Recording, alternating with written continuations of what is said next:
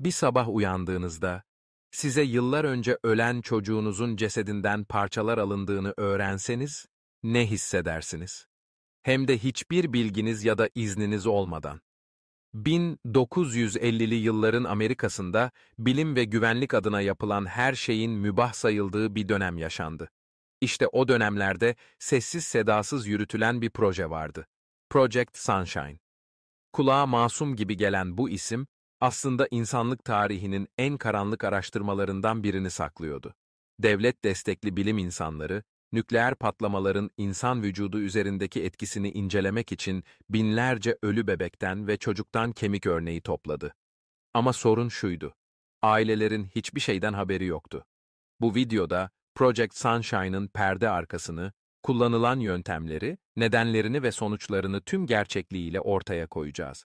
1953 yılında Amerikan Atom Enerjisi Komisyonu ve Rand Corporation tarafından başlatılan Project Sunshine, Soğuk Savaş döneminin en gizli ve tartışmalı projelerinden biri haline geldi. Resmi amaç, atmosferdeki nükleer testlerin dünya genelindeki biyolojik etkilerini anlamaktı. Özellikle strontium-90 gibi radyoaktif izotopların canlı organizmalarda nasıl biriktiği ve ne tür sağlık sorunlarına yol açtığı araştırılıyordu.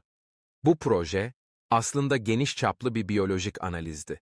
Ve bunun için en uygun test materyali ne yazık ki ölen insanlar, daha da kötüsü bebekler olarak belirlendi. Çünkü bebek kemikleri, strontium-90'ın birikimini en net gösteren dokulardı. Özellikle de henüz dünyaya tam adapte olmamış, gelişmekte olan vücutlar bu maddenin etkilerine çok daha açıktı. İnsanların aklına şu soru gelmeli: bilim uğruna böyle bir adım atılabilir mi? Strontium-90, nükleer silah testlerinden sonra ortaya çıkan ve uzun ömürlü olan bir radyoaktif izotoptur. Doğrudan kana karışmaz ama kalsiyum gibi davranarak kemik dokularına yerleşir. Bu da onu çok tehlikeli yapar. En dikkat çekici özelliği, kemik iliğini etkileyerek lösemi gibi kanser türlerine yol açmasıdır. Ve en büyük tehlike, bu madde doğrudan insanların gıdalarına ve suyuna karışabiliyordu. Süt ürünleri, sebzeler, hatta emziren anneler yoluyla bile yayılabiliyordu. O dönemde Amerikan hükümeti ve bilim insanları, acaba bu madde vücutta ne kadar birikiyor sorusunun cevabını öğrenmek istiyordu. Ancak bunun için ölü bedenlerden veri toplamaları gerektiğine karar verdiler. Hayattaki insanlardan alınamayacak bu örnekler için en ideal kaynak yeni ölmüş bebeklerdi. Ve böylece etik kurallar bir kenara bırakıldı. Project Sunshine kapsamında Amerika'daki hastanelerde ve morglarda çalışan bazı görevlilerle gizli anlaşmalar yapıldı. Görevleri şuydu: otopsi sırasında özellikle bebek ve çocuk cesetlerinden kemik örnekleri alıp araştırma laboratuvarlarına iletmek. Bu işlemler yapılırken ailelere bilgi verilmiyor, belgeler tahrif ediliyor ve birçok durumda çocuklar eksik gömülüyordu. Belgelerde geçen bazı ifadeler gerçekten korkutucudur. Özellikle yaşları birkaç aylık olan örnekleri bulmamız gerekiyor. Bu örnekler saf veridir. Proje zamanla büyüdü. Amerika dışında da gizli numuneler toplanmaya başlandı.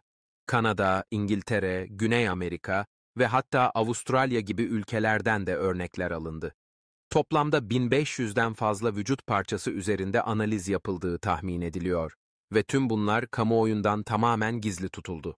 1990'lı yıllarda Avustralya hükümetine ait bir araştırma komitesi çok sarsıcı bir gerçeği ortaya çıkardı. 1957-1978 yılları arasında Project Sunshine kapsamında yüzlerce Avustralyalı bebeğin cesedinden parça alınmıştı. Bu olay kamuoyunda büyük tepki yarattı. Aileler çocuklarının mezarlarını açtırdıklarında bazı bedenlerin eksik olduğunu öğrendiler. Avustralya'daki skandal, Amerikan hükümetinin uluslararası bilimsel ortaklık adı altında etik ihlaller yaptığını gözler önüne serdi. Bu olaydan sonra diğer ülkelerde de benzer soruşturmalar başlatıldı. Gizlilik duvarı yavaş yavaş çatlamaya başladı. Bilim insanları, bu projenin verilerinin nükleer testlerin etkilerini anlamada kritik rol oynadığını savundular. Hatta bu veriler sayesinde nükleer test bölgelerinin yerleşim alanlarından uzaklaştırıldığı, sivil halkın daha iyi korunduğu iddia edildi.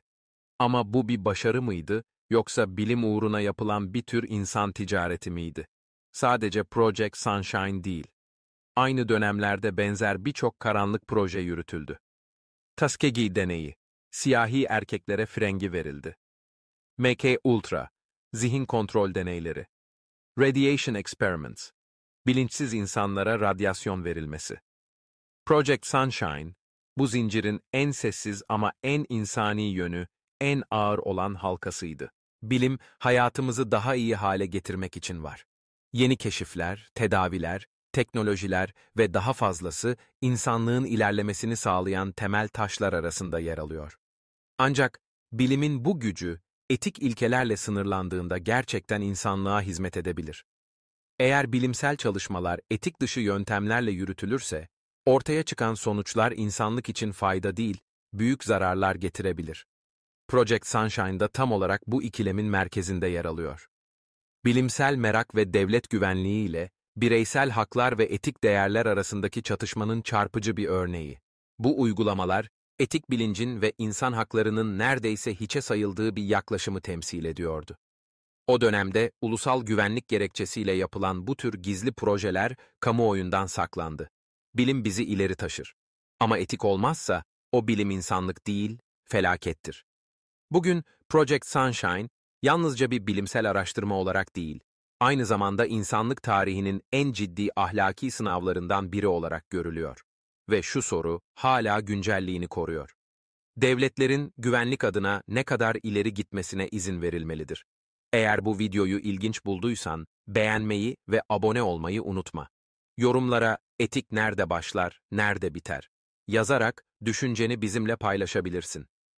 Bir sonraki videoda Amerikan hükümetinin insanlara LSD verdiği MK Ultra deneylerini konuşacağız.